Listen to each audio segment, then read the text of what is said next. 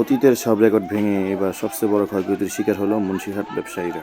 আসসালামু আলাইকুম ওয়া রাহমাতুল্লাহি ওয়া বারাকাতুহু।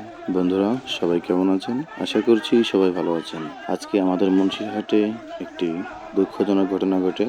বৃহস্পতিবার দিবাগত রাত্রে ভোর 4টার দিকে আনুমানিক আগুনের ঘটনা ঘটে। 15টি দোকানের ক্ষয়ক্ষতি হয়, এতে 10টি দোকান একেবারে পুড়ে ছাই হয়ে গিয়েছে। আগুনের সূত্রপাত এখনো জানা যায়নি। ধারণা করা হচ্ছে কোনো বিদ্যুৎ সার্কিট থেকে অথবা কোনো গ্যাস সিলিন্ডার থেকে এই আগুনের সূত্রপাত ঘটে। আমি মনে করি এখানে কোনো রাজনৈতিক দলের হাত আছে। ঈদকে সামনে রেখে তাদের পরিবার পরিজনকে নিয়ে কতই না স্বপ্ন ছিল, তা নিমেষেই শেষ হয়ে গেল।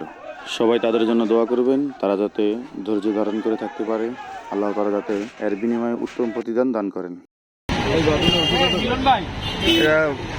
ভোর 4টা মাদ্রাসা সরা যায়।